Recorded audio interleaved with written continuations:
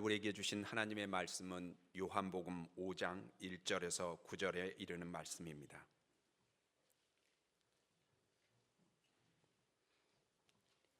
(1절부터) (9절까지) 한 절씩 번갈아 가면서 읽도록 하겠습니다. 그 후에 유대인의 명절이 되어 예수께서 예루살렘에 올라가시니라.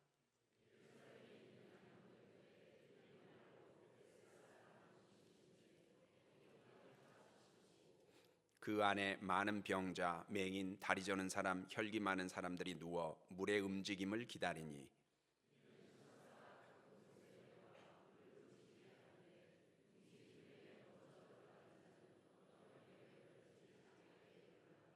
거기 38해 된 병자가 있더라.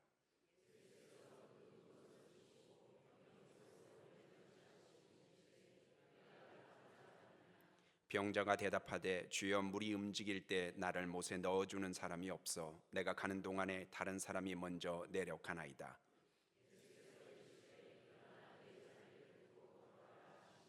앞부분, 9절의 앞부분 함께 읽으시겠습니다.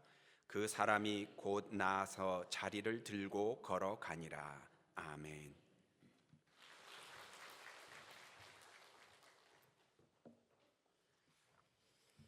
성경은 인간 변화의 이야기입니다. 언제든지 그리고 누구든지 변할 수 있다. 그래서 희망이 되는 겁니다. 오늘 본문에선 38년 된 병자마저 변화가 됐습니다. 그를 고치신 분은 예수님이셨죠.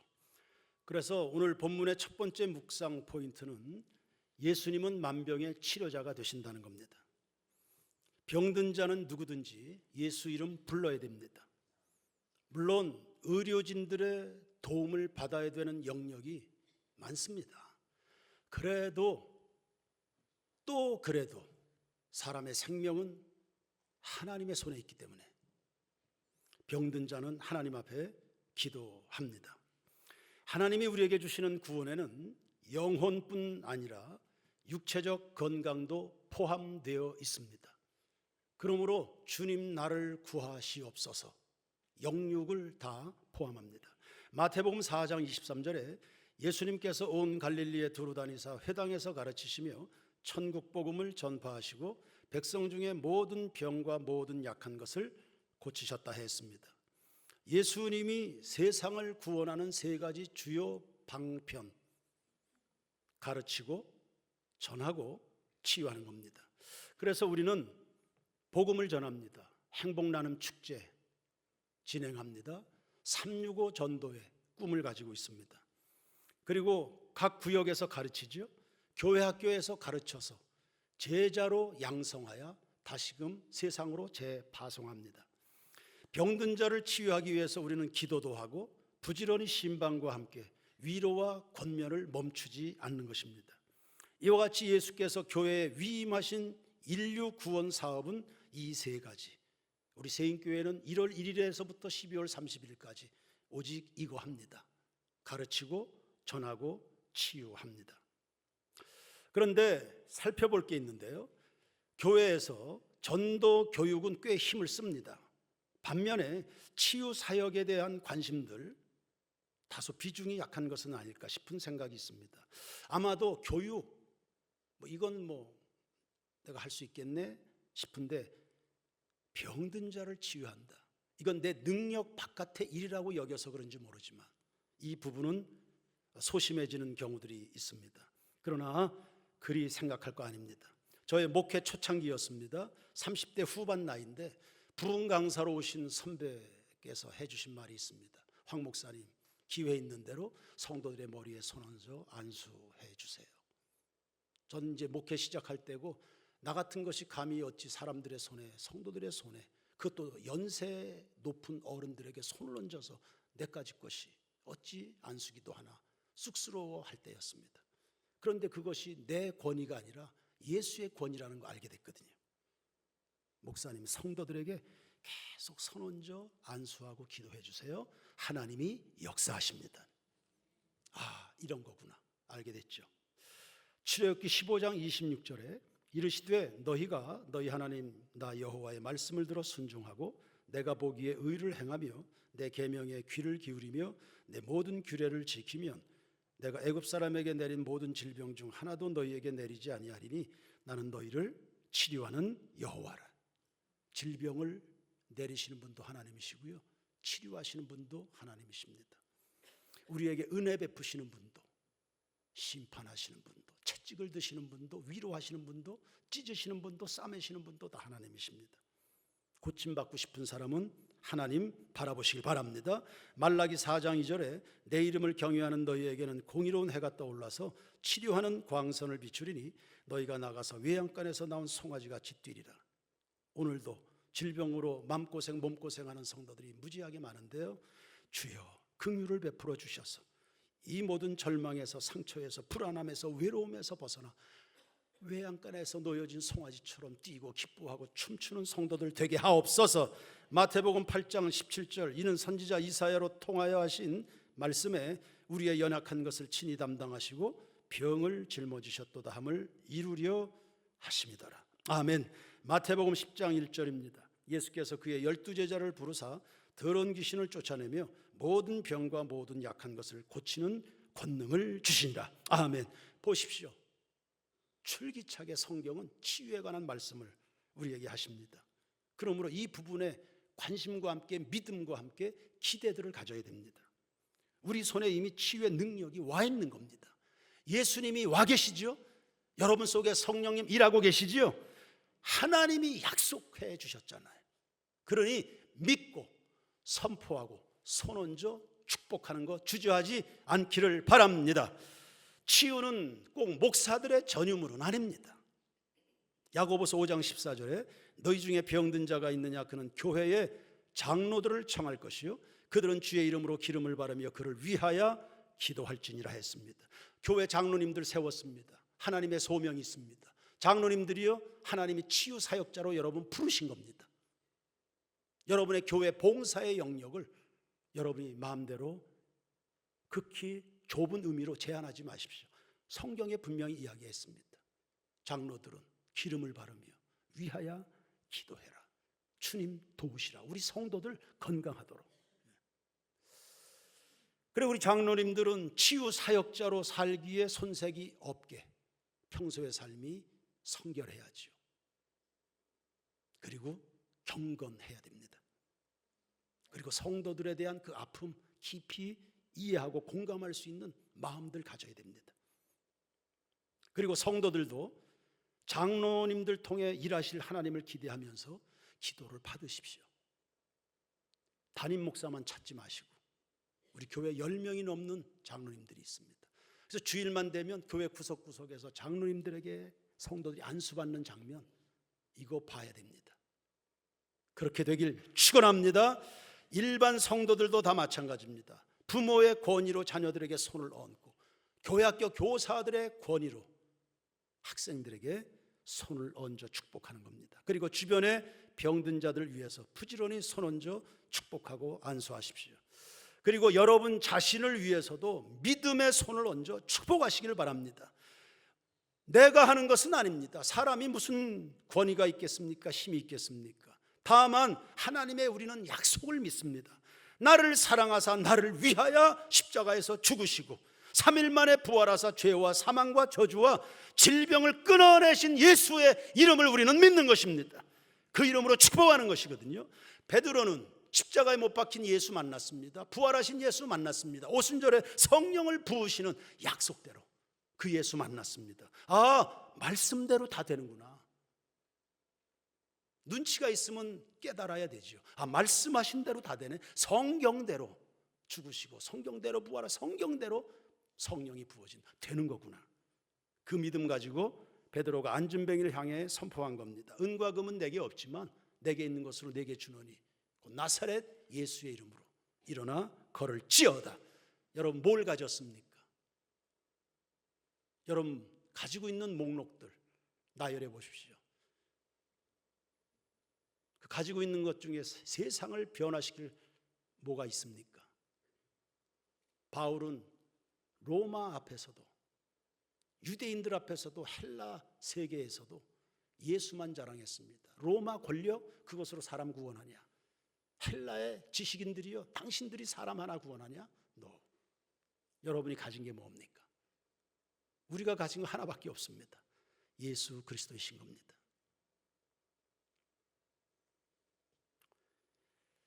인도의 선교사였던 스탠리 존스는 90세에 뇌졸중으로 쓰러졌습니다. 50세에 쓰러진 거 아니고요, 60세에 쓰러진 것도 아닙니다. 90세입니다. 살 만큼 살았다 싶은 나이입니다. 그런데 포기하지 않습니다. 자기의 90세 뇌졸중 그 앞에 마음부터 굴복하지 않습니다. 그가 스스로를 축복합니다.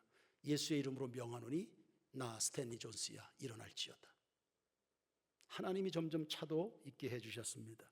의사 표현한 만큼 됐을 때 병실에 찾아오는 모두에게 요청했습니다. 병실만 들락거리지 말고 믿음으로 예수 그리스도 이름 가지고 나를 축복해달라. 스탠리 존스야, 예수의 이름으로 명하노니 일어나 걸을지어다. 6개월 만에 일어났습니다. 90세 된 뇌졸중 환자가 6개월 만에 일어난 겁니다. 그리고 인도에 다시 들어가서 선교하다가 6년을 더 선교하다가 하나님의 부르심을 받은 겁니다. 믿는 자는 하나님의 영광을 보는 것입니다. 오늘 이 말씀 받는 성도 여러분, 여러분들 가운데 각색 질병들이 있을 텐데요, 치료의 광선이 비추어지기를 주의 이름으로 축원합니다. 지금도 병실에서 어쩌면 예배 함께 하고 있는 성도들이 있을지 모르겠습니다. 거기에도, 그 병실에도 예수의 치료의 광선이 임하여 성도들 가정마다 치료의 간증이 쌓여지는 우리 모두가 되길 주의 이름으로 축원합니다. 두 번째 묵상 포인트입니다. 우리 절망이라는 이름의 질병부터 고침받읍시다. 죽음에 이르는 병이라 했습니다. 성도들은 절대 절망에 익숙해지면 안 됩니다. 그거 하나님으로부터 나오는 거 아닙니다. 캐나다 밴쿠버는 사람 살기 좋은 도시로 정평이 나 있습니다. 근데 도시 한복판의 그 번화가에 노숙자들이 즐비합니다. 관광객과 노숙인들이 함께 공존하는 특이한 풍경입니다. 대부분 마약에 취해서 눈은 벌겋고 다 흐느적거립니다. 멀쩡한 사람들이. 돈이 없나요? 아닙니다. 캐나다 시민이기만 하면 생활보조금 따박따박 나옵니다. 쉼터도 곳곳에 있어서 밥 먹을 수 있죠. 오락 즐길 수 있죠. 다 샤워할 수 있습니다. 일자리가 없나요? 자리부지만 있으면 얼마든지 일합니다. 화이트 칼라보다 험한 일을 하는 사람들이 수입이 훨씬 많더군요. 일하려고만 하면. 그런데 왜 이 모양으로 인생을 허비하고 살아갈까? 하나님 앞에 책망받고 징계받아야 될 가장 큰 죄목 가운데 하나가 인생 낭비하는 거거든요. 쓸데없는데 인생 쓰는 겁니다. 생활비 보조금 지급되는 날만 되면 그 돈 받아서 그날로 그냥 술과 도박과 마약으로 다 탕진해버리는 겁니다. 그리고는 도시 구석구석을 어슬렁거리고 배회합니다.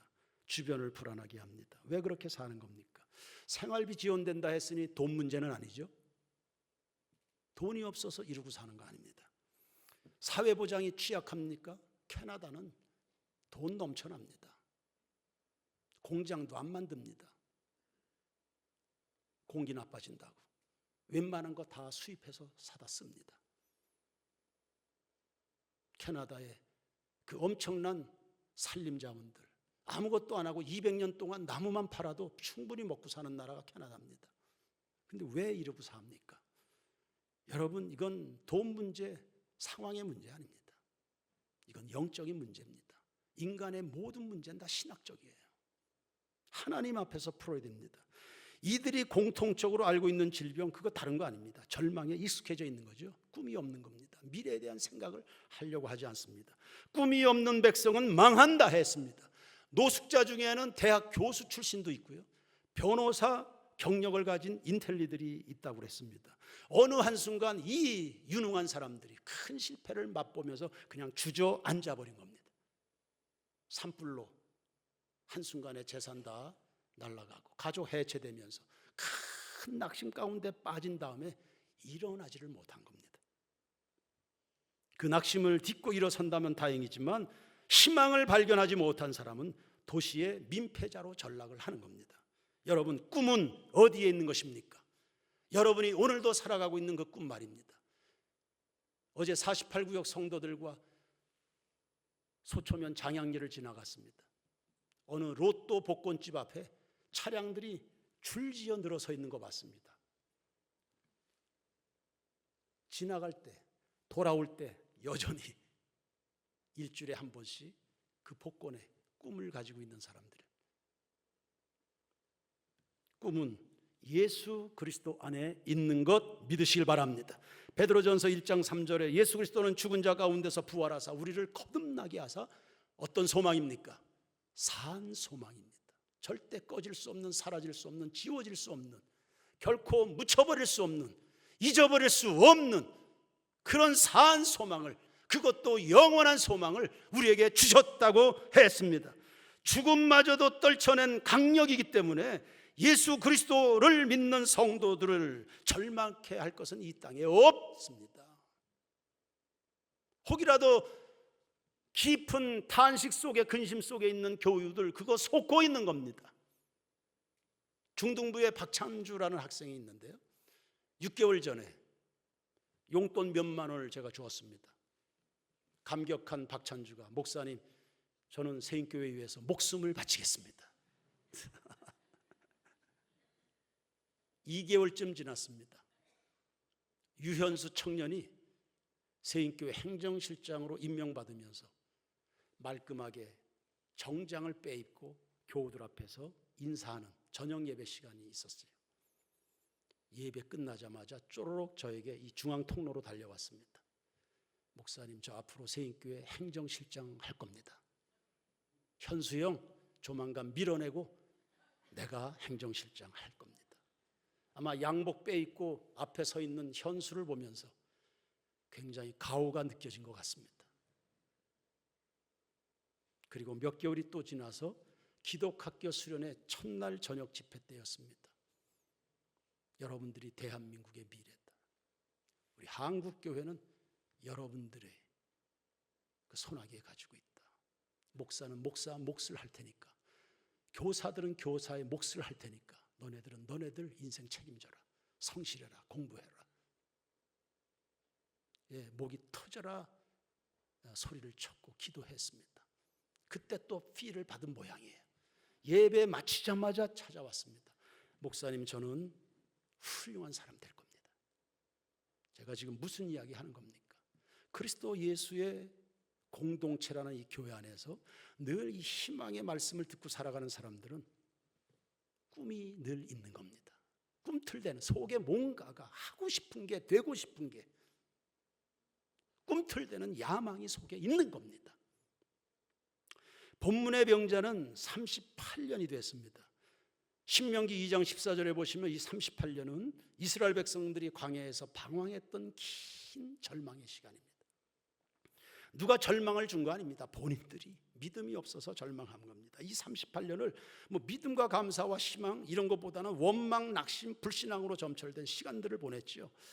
이렇게 뒤로 나자빠져 있는 이 200만 명에 해당하는 백성들을 이끄는 모세는 얼마나 고생스러웠을까. 그래도 모세의 가슴 속에 늘 하나님에 대한 약속이 있었기 때문에요. 그분이 던져주신 약속이 있었기 때문에 더 나은 본향, 당장은 가나안 땅이지만 더 나은 저 멀리 배는 나의 시온성, 그 영원한 희망이 컸기 때문에 모세는 지친 적이 없습니다. 우리는 무엇을 바라보고 무엇을 붙들고 살아가는가? 예수님이 환자에게 물었습니다. 네가 낫고자 하느냐? 예! 즉각적으로 시원시원한 답을 못했습니다. 그런 대답 대신에 나을 수 없는 불편한 상황을 늘어놓았습니다. 전 움직이지 못합니다. 누군가 나를 도와줘야 내가 저 물에 뛰어 들어갈 텐데 나를 도와주려는 사람, 나에게 관심 가져주는 사람이 없습니다. 고로 나는 나을 수가 없습니다. 이런 생각에 잡혀 있습니다. 한편으로는 주에 대한 원망이죠. 그리고 38년, 이 시간을 어떻게 이해해야 되겠습니까? 한 달, 두 달쯤 아플 수 있겠습니다. 1년, 2년쯤 아플 수 있습니다. 38년이란 긴 시간, 이건 실망이 축적되고 축적되는 겁니다. 석유를 캐낼 수 있는 그런 층들이 두터워지는 것처럼 실망, 낙심, 원망과 저주, 한스러운 것들이 이게 축적되고 축적되고 축적되는 그런 시간이었을 겁니다. 그러거나 말거나 예수님은 거두절미하고 말씀하셨습니다. 일어나라, 네 자리를 들어라, 그리고 걸어가라. 예수님 같은 말이지만 누가 하는지 다르죠. 누가 하는지에 따라 다른 겁니다. 예수님은 권세 있는 하나님의 아들이셨습니다. 그분의 한마디 권세 있는 말씀에 죽은 나사로가 나온 겁니다. 그 동일한 그 권세의 말씀이 이 환자에게 선포된 겁니다. 일어나, 네 자리를 들고 걸어가라. 일어나라고요? 38년 동안 절망에 완전히 익숙하게 사로잡혔던 사람인데 일어나라고요? 일어날 수 있다는 말입니까? 그럼 일어나야죠. 그의 잡혔던 영혼이 깨어난 겁니다. 그리고는 일어나버린 겁니다. 걸었습니다. 하나님의 영광은 나타나게 된 줄로 믿습니다. 무엇이 여러분을 자꾸 낙심케 하나요? 한 번, 두 번 실패할 수 있습니다. 그럼 끝입니까? 실패하면 끝입니까? 무력하면 끝입니까? 내가 힘이 없다고, 내가 실력이 없다고, 내가 배운 게 없고 경험이 일천하다고, 그럼 끝인 겁니까? 아니잖아요. 우리의 배후에 하나님이 계신 줄로 믿습니다. 그러므로 새인교회 성도들은 절대 절망에 익숙해지지 마십시오. 그 절망을 희망으로 바꾸어 주시는 그리스도 예수를 꿈꾸시기를 축원합니다.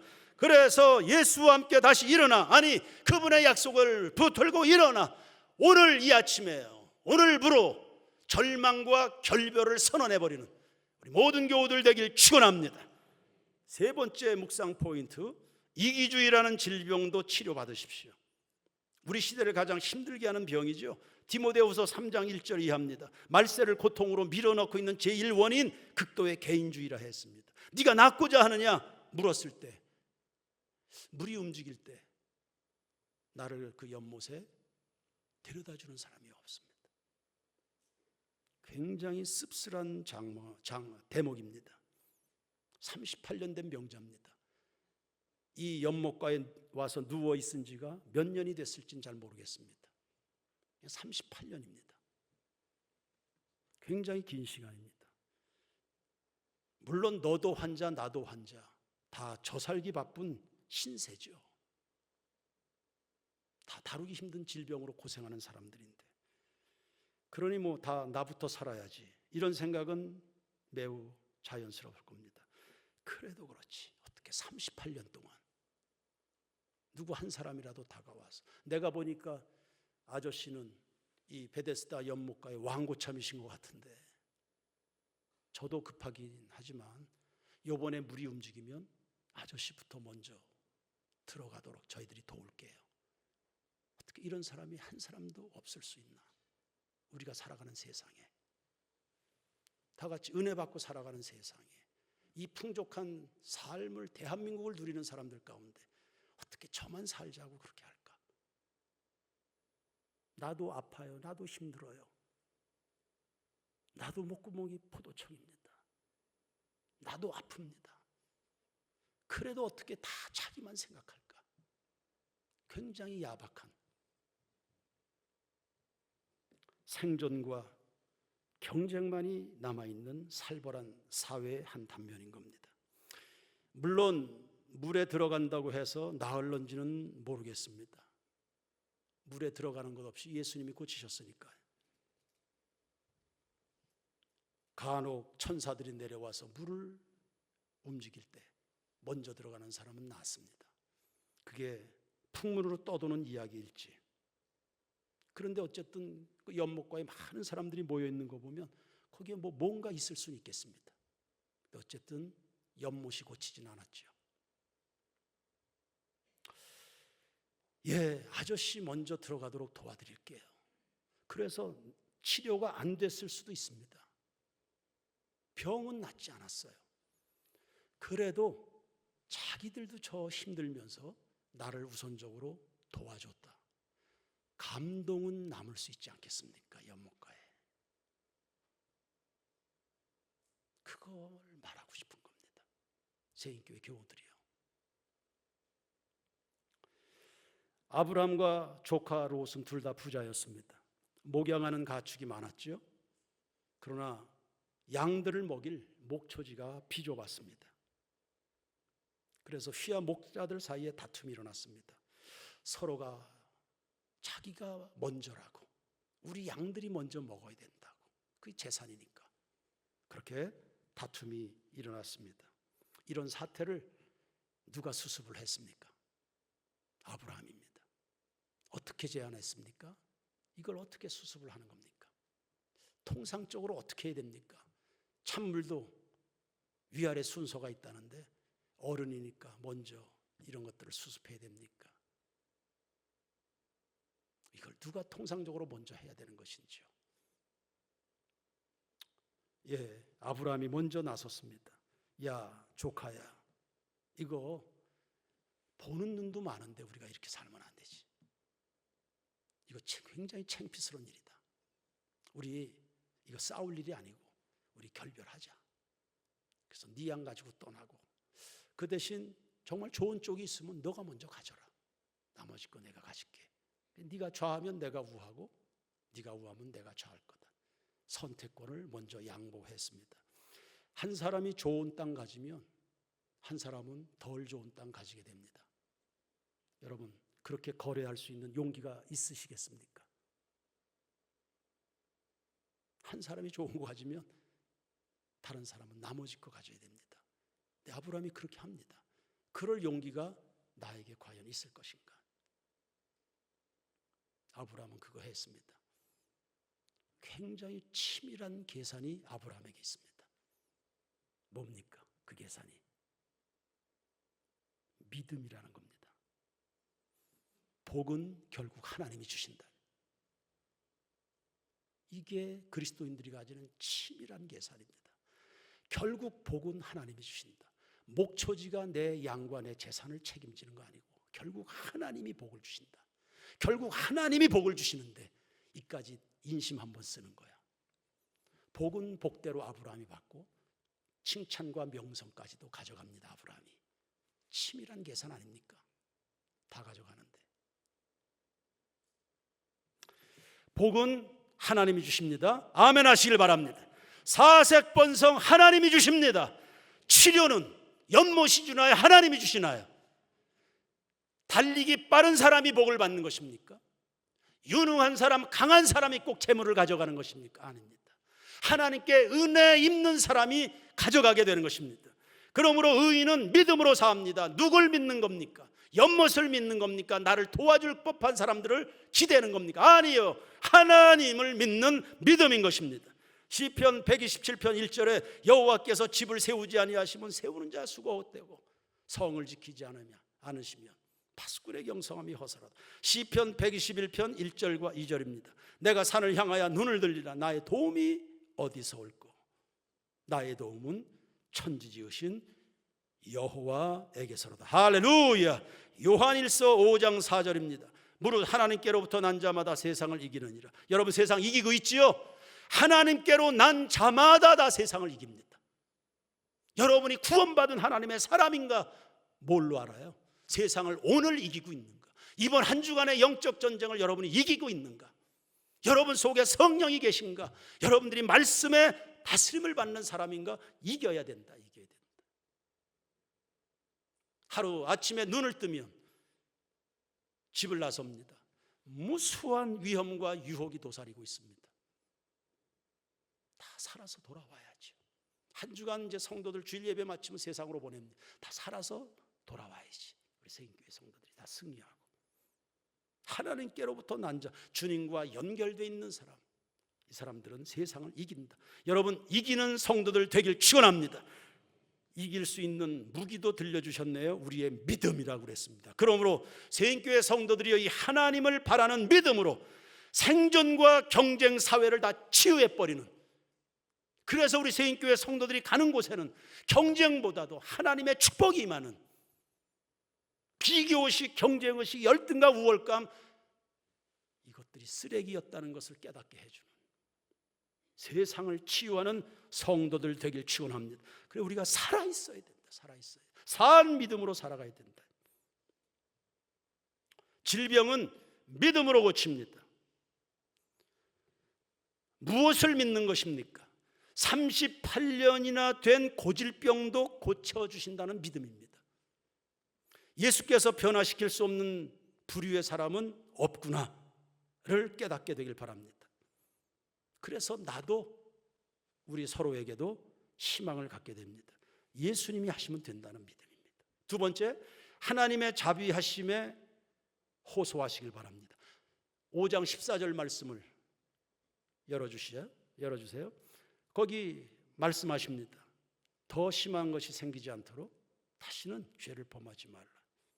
그러니까 이 사람의 병의 원인, 이게 죄에 있었다는 것을 알 수 있겠죠.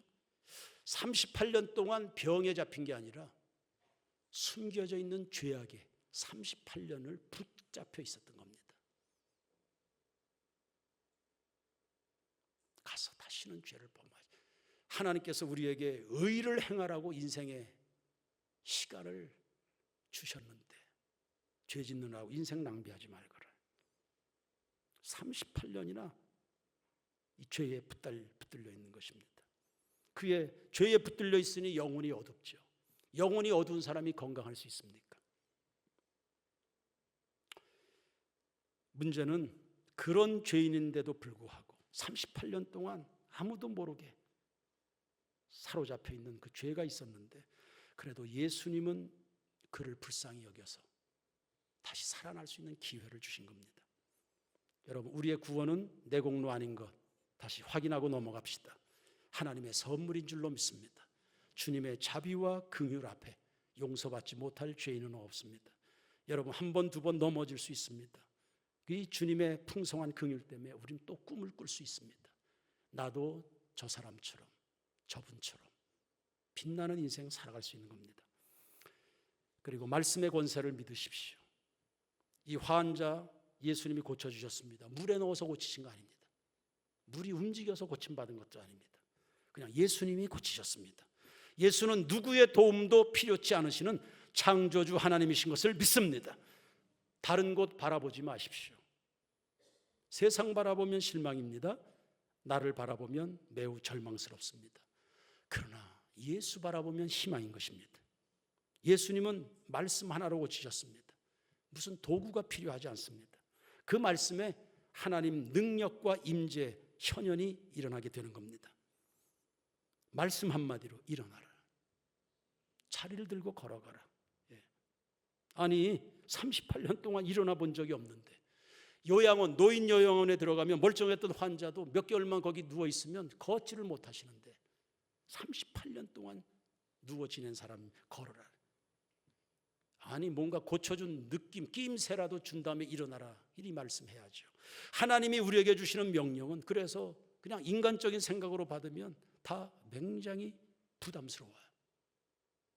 하기 어려운 명령들을 우리에게 주실 수 있습니다. 그러나 그렇게 하면, 믿고 순종하면 기적은 일어나. 이건 공식입니다. 하나님의 말씀엔 그것을 이뤄낼 수 있는 충분한 능력도 함께 온다는 사실 기억하시길 바랍니다. 요단강이 멈추면 들어가라가 아니잖아요. 언약궤를 메고 믿음으로 발을 담그면 물이 멈춘다 하지 않습니까? 바알과 실라가 기도하고 찬송했습니다. 옥문이 열리고 나서 할렐루야 한 게 아닙니다.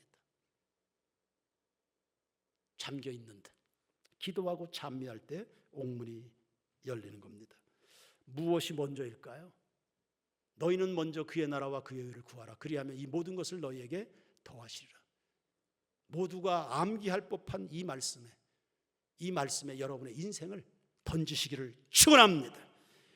예수님은 모두를 구원하고 모두를 치료하고 싶어 하시고요, 모두에게 건강한 삶을 주고 싶어 하시는 겁니다. 그럴 충분한 능력과 함께 사랑도 가지고 계시죠. 문제는 내가 할 몫을 늘 안 한다는 겁니다. 우리 인간 편에서 그분에게 보여드려야 될 믿음의 행위들이 필요한 겁니다. 일어나라고 말씀했는데 저 38년 된 병자인데요, 일어나라니까 저 지은 죄가 많아요. 일어나라고 하지 않았냐? 저를 도와주려는 사람이 없습니다. 전 어릴 때부터 지금까지 늘 혼자였습니다. 외로웠습니다. 아니, 일어나라는데, 새로운 삶을 살아, 내가 너를 돕겠다는데, 내가 너와 함께 할 거라는데 우리는 자꾸 딴소리 하는 겁니다. 아멘 하면 나머지는 예수님이 다 하실 줄 믿습니다. 나는 아무런 반응도 안 하면서